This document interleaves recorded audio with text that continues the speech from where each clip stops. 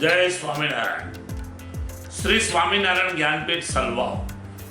શ્રી સ્વામિનારાયણ જ્ઞાનપીઠ જોઈએ છે એના માધ્યમથી આદિવાસી સમાજના વિકાસ હોય, સનાતન સંસ્કૃતિનું રક્ષણ હોય, નિરાધાર બાળકોને શિક્ષાનું પદાર્પણ કરવાનું હોય કે આદિવાસી દીકરીઓના સમૂહ લગ્નો હોય, પર્યાવરણ માટે આંબા કલમો એનું વિતરણ અને વાવેતર હોય, ચપ્પલ વિતરણ કે કંબલ વિતરણની વાતો હોય, બ્લડ ડોનેશન કેમ્પ કે સર્વ નિદાન કેમ્પો કરવાના હોય, ત્યાં હંમેશા સ્વામિનારાયણ જ્ઞાનપીઠ વલસાડ જિલ્લાની અંદર, ડાંગ જિલ્લાની અંદર ને નર્મદા જિલ્લાની અંદર ખૂબ મોટા પ્રમાણમાં કામ કરી રહ્યું છે.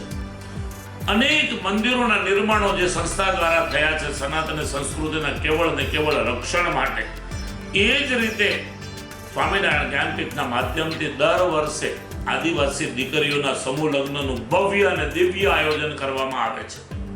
તો 13 એપ્રિલના રોજ જામલિયા એટલે કે ધરમપુર તાલુકાનું એક બોર્ડરનું ગામ હનુમતમાળ, ઓસીમપાડા અને જામલિયા, આ જામલિયા ગામ ખાતે 13 તારીખે 80 આદિવાસી કન્યાઓના સમૂહ લગ્નનું એક ભવ્ય આયોજન સ્વામિનારાયણ જ્ઞાનપીઠ હોય કે સનાતન ધર્મ પ્રચાર મંડળ હોય કે ત્યાંનું સાનાજી બાલાજી હનુમાન મંડળ હોય, આ મંડળના માધ્યમથી ખૂબ મોટા પ્રમાણમાં આયોજન થઈ રહ્યું છે.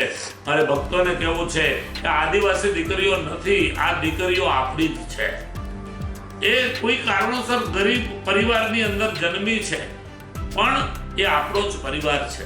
એ સમજીને ચાલો આપણે પણ સૌ સાથે મળીને આ દીકરીઓ એની રીતે એના જીવનમાં ખૂબ વિકાસ પામે, જે પરિવારની અંદર જઈ રહી છે એ પરિવારની અંદર પણ ખૂબ સુખી થાય, એ રીતે ખૂબ ધામધૂમીથી પરમાત્માની સાક્ષીએ અને સનાતન સંસ્કૃતિ અગ્નિ દેવતાઓની સાક્ષીએ આપણે એમના સમૂહ લગ્ન ભવ્યતાથી અને દિવ્યતાથી કરવાના છીએ.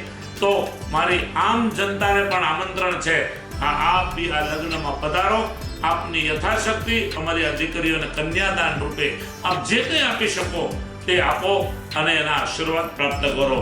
ફરીવાર ભગવાનના ચરણોમાં એક પ્રાર્થના કરું છું કે 13 તારીખ 13 એપ્રિલના રોજ યોજાનાર શ્રી સ્વામિનારાયણ જ્ઞાનપીઠ સલવાવ આયોજિત આદિવાસી સમૂહ લગ્નની અંદર દરેક ભક્તો દાતાઓને અમારું ખૂબ ભાવભીનું હાર્દિક આમંત્રણ છે અને આપણે એ રીતે પણ આ દીકરીઓના આશીર્વાદ લઈએ અને સનાતન સંસ્કૃતિનું એક આદર્શ રક્ષણનું કામ કરીએ. ભગવાન સૌને ખૂબ સારી શક્તિ આપે આવી એ પ્રાર્થના સાથે ફરીવાર સૌને ખૂબ ભાવથી જય સ્વામિનારાયણ.